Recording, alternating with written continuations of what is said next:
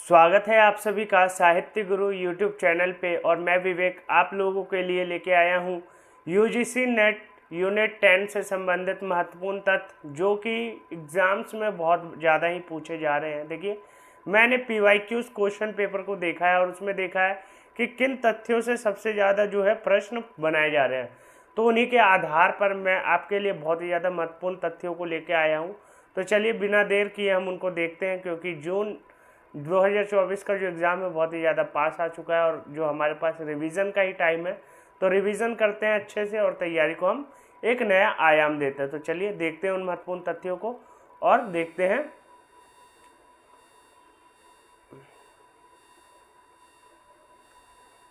देखिए, ये जो रचना है रेखाएं बोल उठी, देवेंद्र सत्यार्थी द्वारा रचित है। तो कई बार देखिए कन्फ्यूज़न होती है कि रेखाएं और चित्र, ये जो रेखाएं और चित्र रचना है उपेंद्रनाथ अश्क द्वारा रचित है, वहीं जो रेखाएं बोल उठी रचना है देवेंद्र सत्यार्थी द्वारा रचित है। इसलिए देखिए आप इन दोनों तथ्यों को याद करने की कोशिश कीजिए। दोनों के रचनाकार अलग हैं और दोनों की रचनाएं जो हैं अलग अलग हैं। वहीं देखिए रामवृक्ष बेनीपुरी से बहुत सारे प्रश्न जो है बार बार पूछे जाते हैं और अन्य गद्य विधाओं में इनसे प्रश्न ना बने ऐसा हो नहीं सकता। तो देखिए इनका जो जन्म है 1899 ईस्वी में हुआ है और 1968 ईस्वी में इनका देहांत हो गया। वहीं देखिए रेखा चित्र अगर हम इनकी देखें तो कैदी की पत्नी 1940 की है, माटी की मूर्तें 1946 जो कि नेट के सिलेबस में भी लगा हुआ है, गेहूं और गुलाब 1950। तो ये जो तीनों रचनाएं हैं बहुत ज़्यादा पूछी जाती है। गेहूं और गुलाब 1950 और माटी की मूर्तें 1946, ये बहुत ही ज़्यादा प्रमुख रचनाएं हैं इनकी। अगर हम इनके उपन्यासों को देखें तो पतितों के देश में आम्रपाली, ये इनके प्रमुख उपन्यास हैं। वहीं देखिए माखनलाल चतुर्वेदी की अगर हम बात करें तो इनका जो जन्म है 1889 में हुआ है और 1968 ईस्वी में इनका देहांत हो गया। हिंदी साहित्य में राष्ट्रीय सांस्कृतिक धारा के मुख्य कवि रहे हैं, माने जाते हैं। तो देखिए इनकी जो जन्म है माखनलाल चतुर्वेदी का, ये याद कर लीजिए क्योंकि कई बार अरेंज करने के लिए आता है, क्रम से लगाने के लिए आता है, तो आप इसको सही से कर पाएँ। अगर हम इनके उपनाम देखें, माखनलाल चतुर्वेदी का उपनाम है एक भारतीय आत्मा। तो यह भी पूछा जाता है कि एक भारतीय आत्मा जो है किसका उपनाम है, तो माखनलाल चतुर्वेदी का उपनाम है एक भारतीय आत्मा। अगर हम माखनलाल चतुर्वेदी की मुख्य रचनाएं देखें तो हिम किरीटनी 1941 ईस्वी, हिम तरंगनी 1948 ईस्वी, माता 1951 ईस्वी, समर्पण 1956 ईस्वी आदि इनकी प्रमुख रचनाएं। देखिए कृष्णा सोबती से बहुत ज़्यादा प्रश्न पूछे जा रहे हैं। तो 1925 में इनका जन्म हुआ है, 2019 में इनका देहांत हुआ है। कृष्णा सोबती हिंदी की प्रमुख एवं प्रसिद्ध लेखिका थी। देखिए हिंदी की प्रमुख लेखिका हैं और स्त्री हैं, इसलिए इनसे प्रश्न बनने की जो संभावना है बहुत ज़्यादा अधिक हो जाती है। वहीं अगर हम इनकी प्रमुख रचनाएं देखें तो सोबती वैद्य संवाद, हम हशमत जो है बहुत ज़्यादा पूछा जाता है, 1977 ईस्वी का है। मुक्तिबोध एक व्यक्तित्व सही की तलाश में 2017 ईस्वी की है, तो इसको आप देख लीजिए। वही देखिए लेखक का जनतंत्र 2018 ईस्वी का है, मार्फत दिल्ली 2018 ईस्वी क्या, ये सारी रचनाएं। तो देखिए कृष्णा सोबती की जो रचनाएं हैं, सिक्का बदल गया, हम हशमत, अमृतसर आ गया, ये सारी जो रचनाएं हैं बहुत ज़्यादा पूछी जाती है। वही देखिए देवेंद्र सत्यार्थी की अगर हम बात करें तो हिंदी, उर्दू और पंजाबी भाषाओं के विद्वान तथा साहित्यकार माने जाते हैं। लोकगीत अध्ययन के प्रणेता हैं। इनका जो जन्म है 28 मई 1908 ईस्वी में माना जाता है। मृत्यु 12 फरवरी 2003 ईस्वी को हुई थी। मूल नाम इनका था देवेंद्र बत्ता। तो आप देवेंद्र सत्यार्थी का नाम देख सकते हैं कि इनका पूरा जो नाम था, तो सही नाम था वह था देवेंद्र बत्रा। बत्ता नहीं होगा, बत्रा होगा। अगर प्रमुख रचनाएं अगर हम देखें इनकी तो देखिए संग्रह देखते हैं। चट्टानों से पूछ लो 1949 ईस्वी की रचना है। चाय का रंग 1949 ईस्वी की रचना है। नए धान से पहले 1950 ईस्वी की रचना है।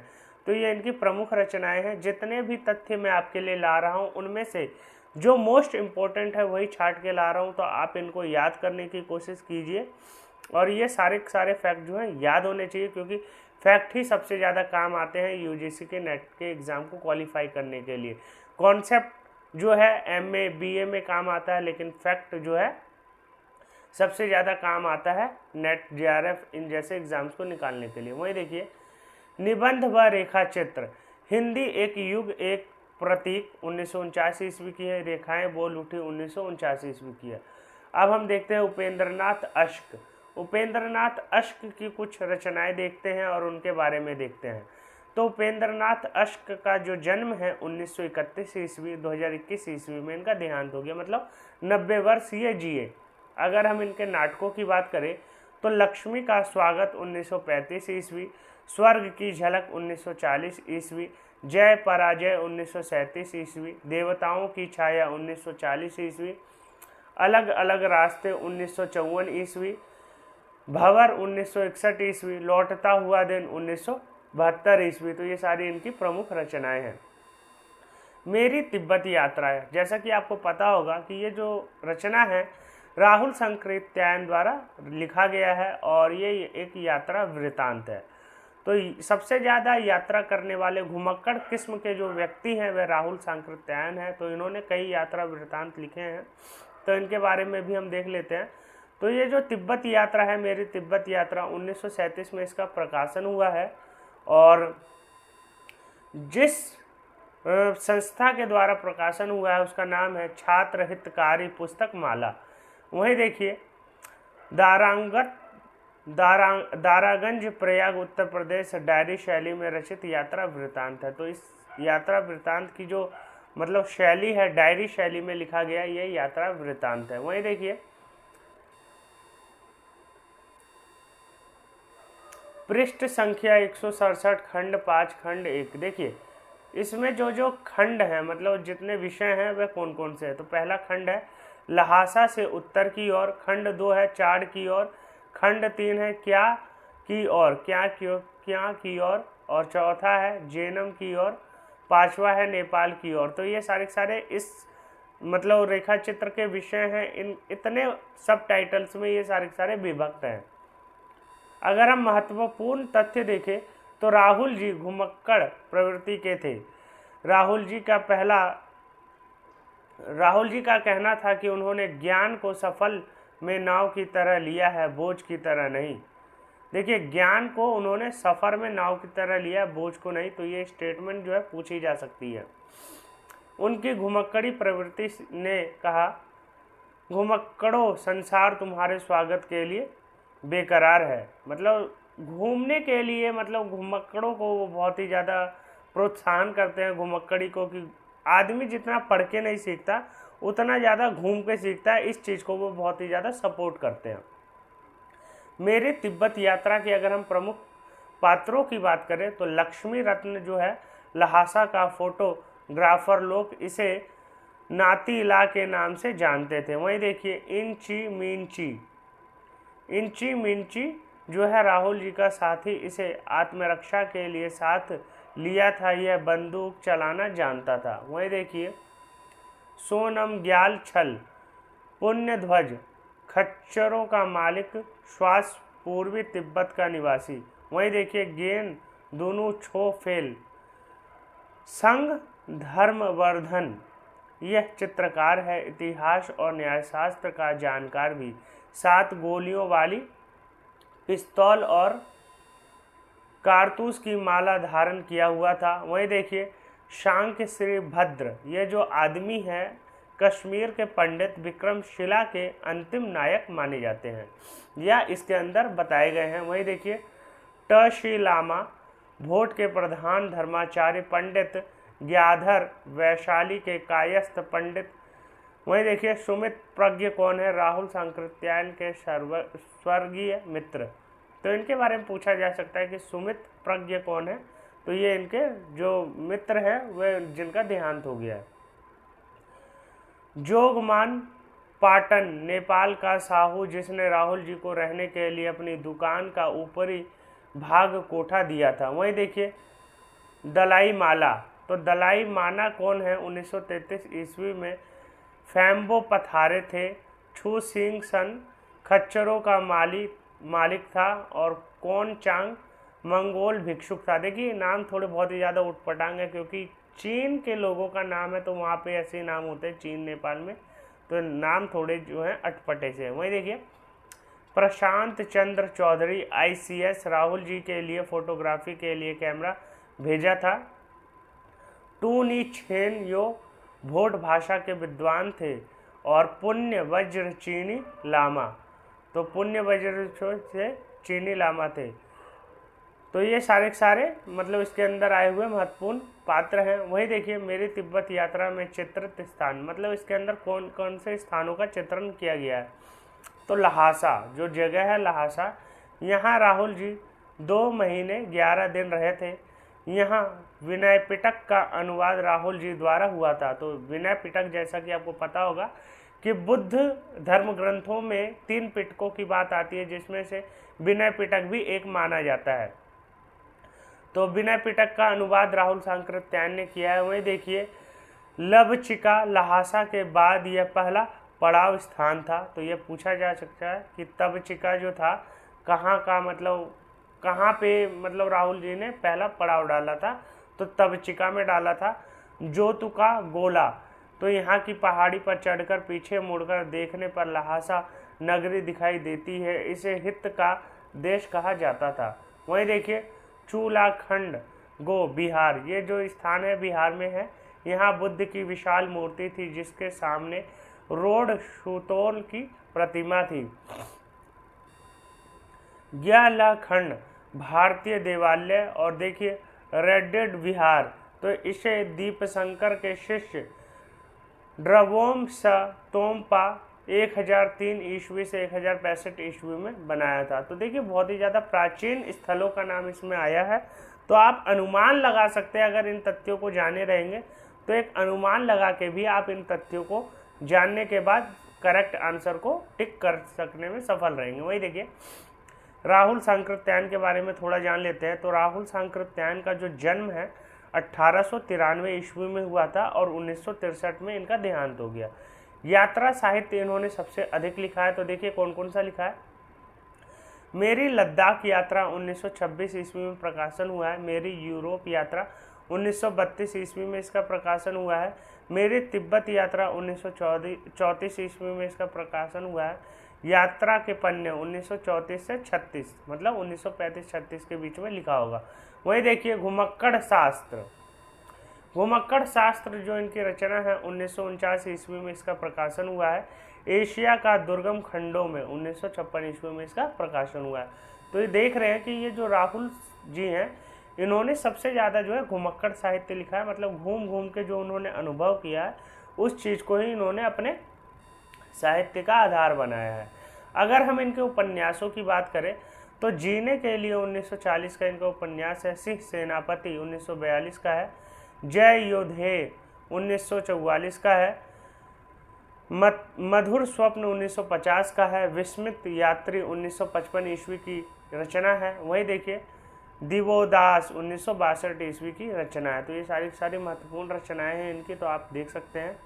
और देखिए क्या भूलूं क्या याद करूं हरिवंश राय बच्चन की बहुप्रशंसित आत्मकथा है। तो ये जो रचना है क्या भूलूं क्या याद करूं, इससे तो प्रश्न बहुत ज़्यादा बनते हैं क्योंकि नेट JRF के सिलेबस में यह लगा हुआ है।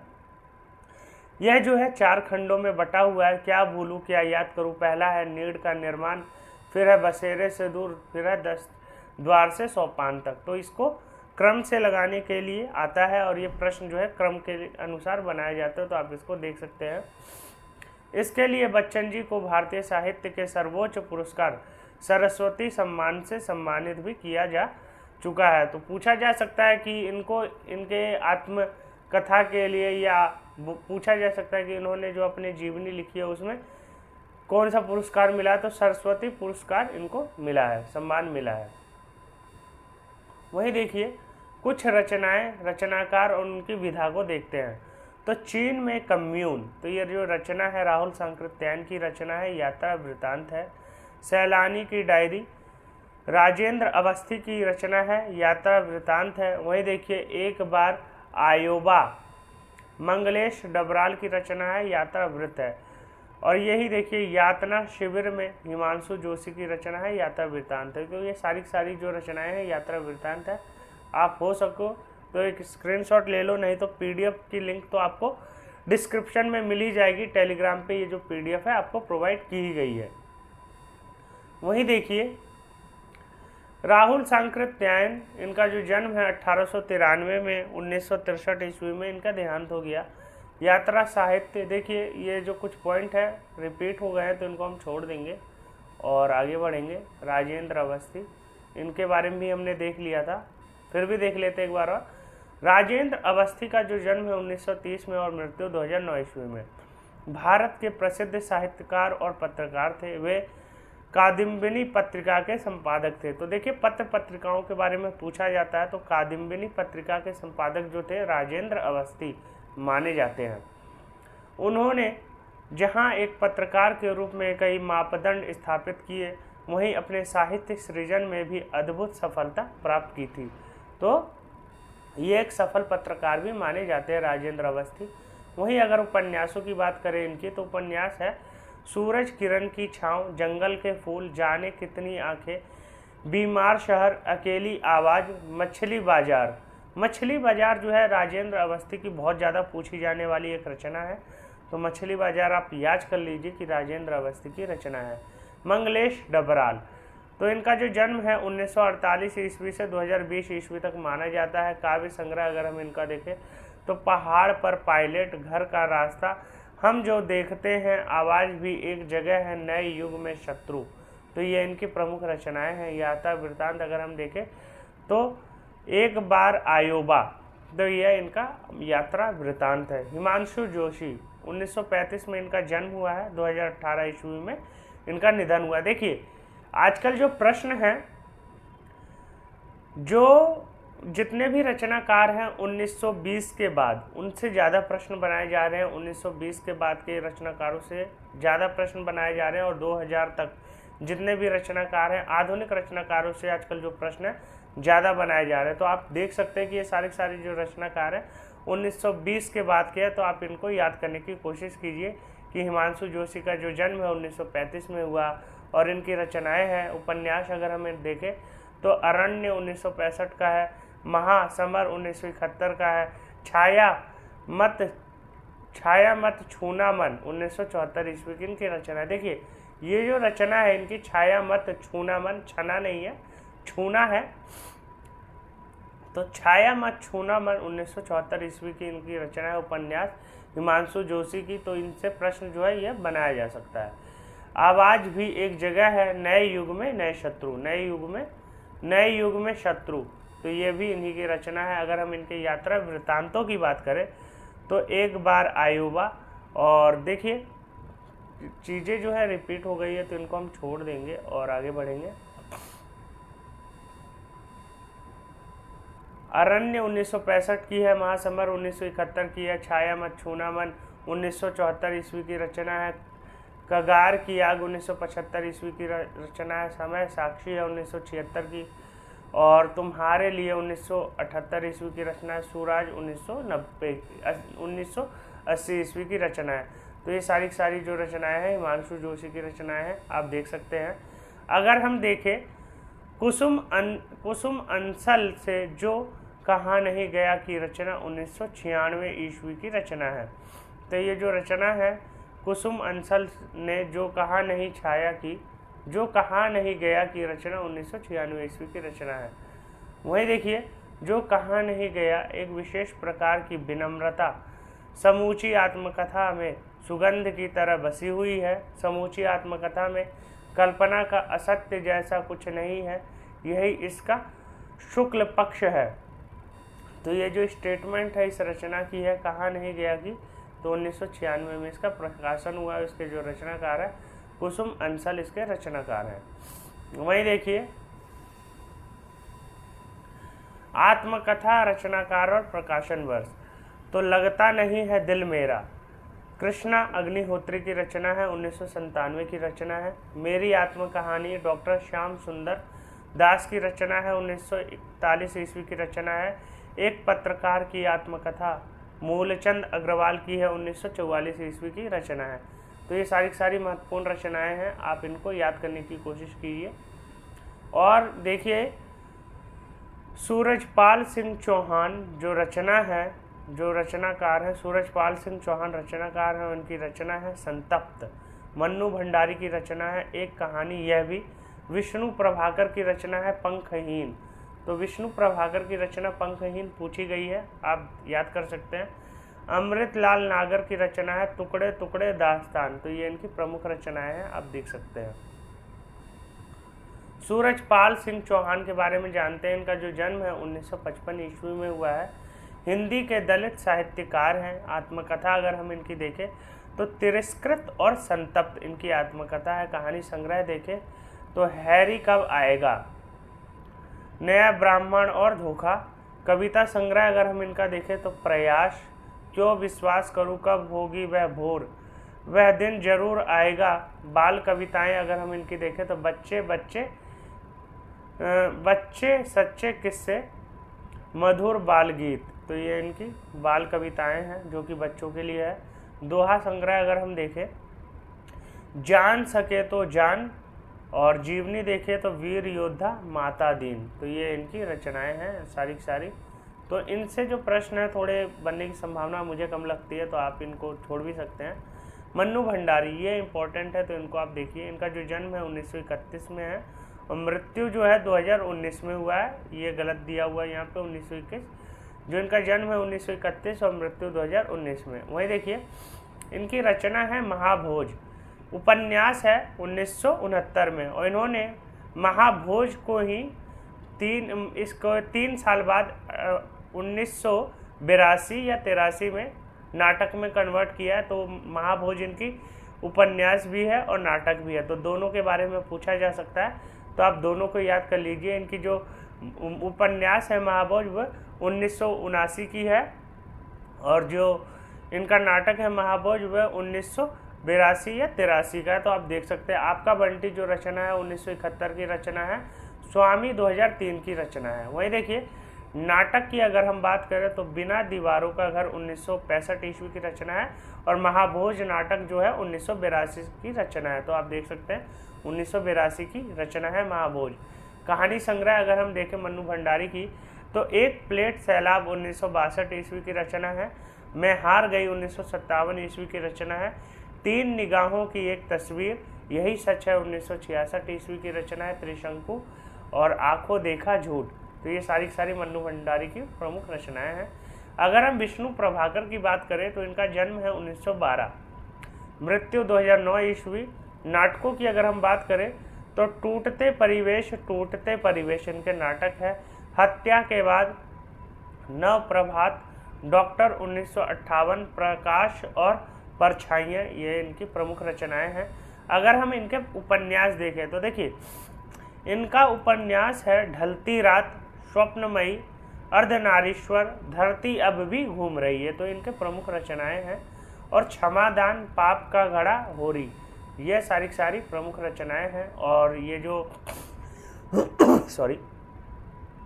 अगर हम इनके कहानी संग्रहों को देखें तो संघर्ष के बाद, धरती अब भी घूम रही है, मेरा वतन, खिलौने, आदि और अंत। ये आत्मकथा पंखहीन नाम से उनकी आत्मकथा 3 भागों में राजकमल प्रकाशन में प्रकाशित हुई है। तो ये आप देख सकते हैं। तो अमृतलाल नागर, इनको भी देख लेते हैं। 1916 में इनका जन्म हुआ है, मृत्यु 1990 ईस्वी में। हिंदी के प्रसिद्ध साहित्यकार माने जाते हैं। उपन्यास अगर हम देखें तो महाकाल 1947 ईस्वी की रचना है। सेठ बाकेलाल 1955 ईस्वी की रचना है। तो ये पूछा जाता है जो सेठ बाकेलाल है किसकी रचना है और कब की रचना है। तो अमृतलाल नागर की रचना है। सेठ बाकेलाल 1955 की रचना है। बूंद और समुद्र 1956 ईस्वी की रचना है। शतरंज के मोहरे 1959 ईस्वी की रचना है। सुहाग के नूपुर 1960 ईस्वी की रचना है। अमृत और विष 1966 ईस्वी की रचना है। 7 घूंघट वाला मुखड़ा 1968 ईस्वी की रचना है। एकदा नैमिषारण्य 1972 ईस्वी की रचना है। मानस का हंस 1973 ईस्वी की रचना है। तो मानस का हंस जो है सिलेबस में भी है, तो आप इसको याद कर सकते हैं कि 1973 ईस्वी की रचना है मानस का हंस। नाच्यो बहुत गोपाल 1978 ईस्वी की रचना है, यह भी बहुत ज़्यादा पूछी जाती है। खंजन नयन 1981 ईस्वी की रचना, यह भी बहुत ज़्यादा पूछी जाती है। बिखरे तिनके 1982 ईस्वी की रचना है। अग्निगर्भा 1983 ईस्वी की रचना है। अगर करवट 1985 ईस्वी की रचना है। पीढ़ियाँ 1990 ईस्वी की रचना है। तो देख रहे हैं कि बहुत सारे फैक्ट आपको जानने को मिल रहे हैं, और ये जितने भी फैक्ट हैं सारे सारे मोस्ट इम्पोर्टेंट हैं।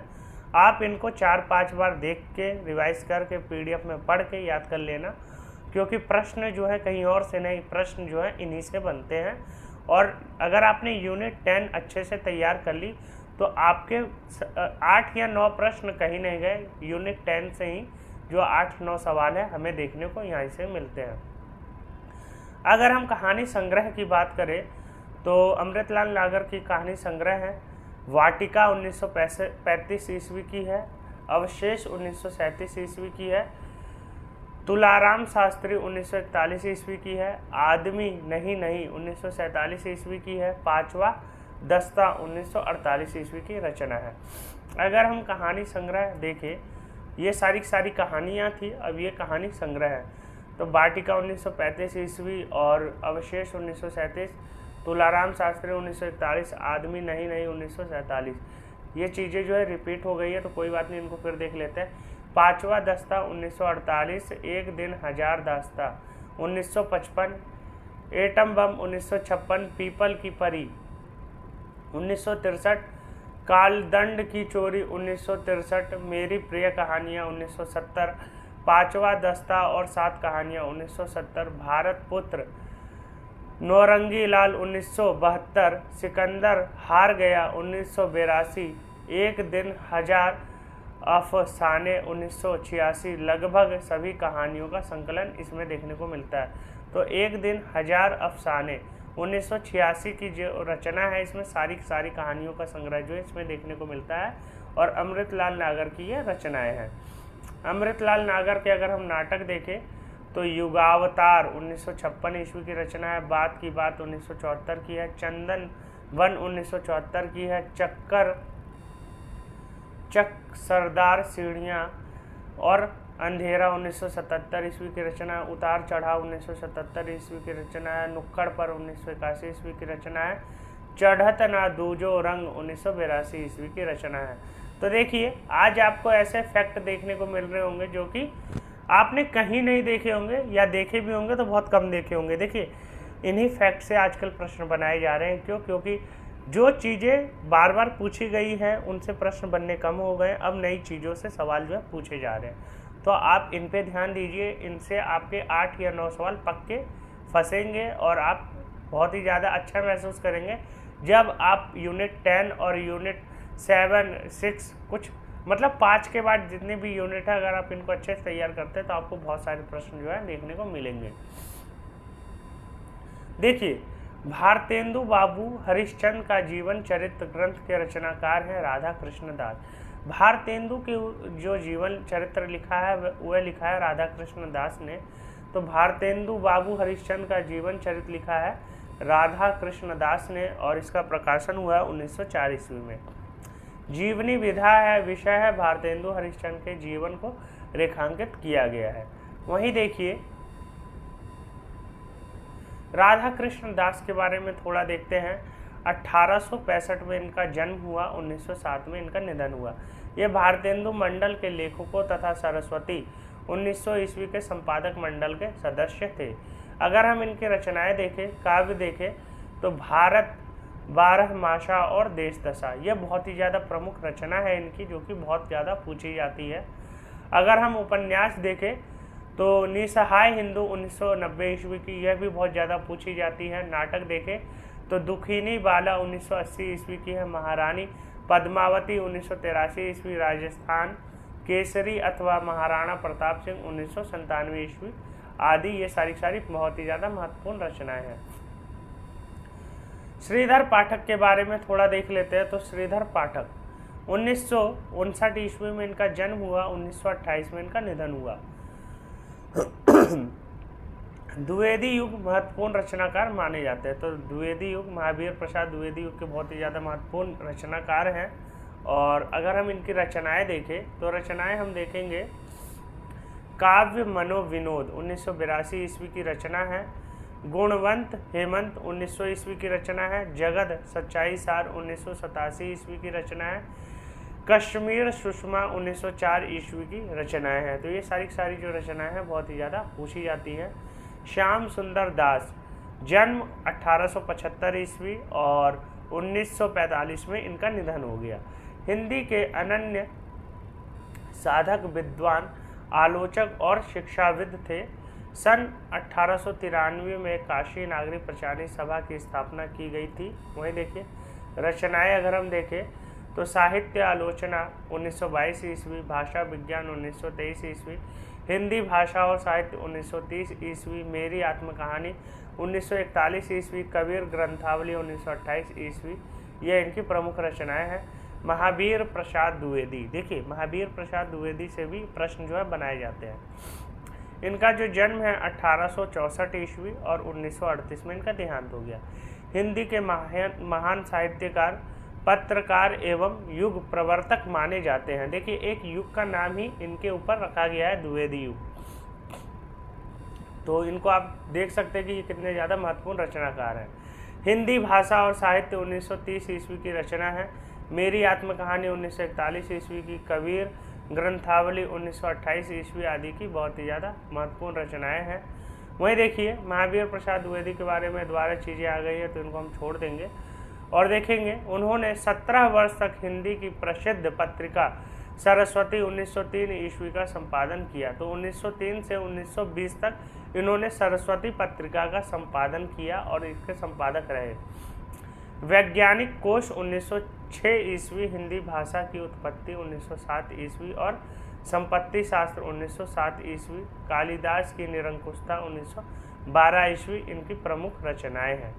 तो देख सकते हैं वैज्ञानिक कोश जो रचना है 1906 ईस्वी की है, हिंदी भाषा की उत्पत्ति 1907 ईस्वी की है, संपत्ति शास्त्र 1907 ईस्वी, कालिदास की निरंकुशता 1912 ईस्वी। और जितनी भी रचनाएं इसमें आपको बताई जा रही है ये सारी पूछी जाती हैं, तो आप इनको छोड़ नहीं सकते, इनको सबको आपको याद करना ही पड़ेगा। अगर हम देखें कुछ तथ्यों को देखते हैं तो हिंदी साहित्य में डायरी विधा का प्रवर्तक श्री राम शर्मा कृत सेवाग्राम की डायरी से माना जाता है। तो ये पूछा जा सकता है कि डायरी विधा का प्रवर्तक जो है किसको माना जाता है, तो श्री राम शर्मा को माना जाता है और उनकी जो रचना है सेवाग्राम की डायरी इससे माना जाता है।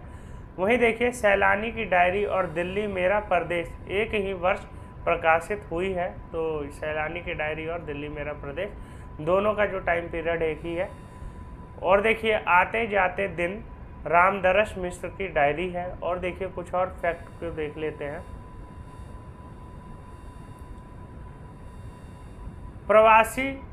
प्रवासी की डायरी 1971 ईस्वी में प्रकाशित हुई है और हरिवंश राय बच्चन की रचना है। देखिए आपने शायद ही ये सुना होगा, हरिवंश राय बच्चन की यह भी रचना है प्रवासी की डायरी 1971 ईस्वी की।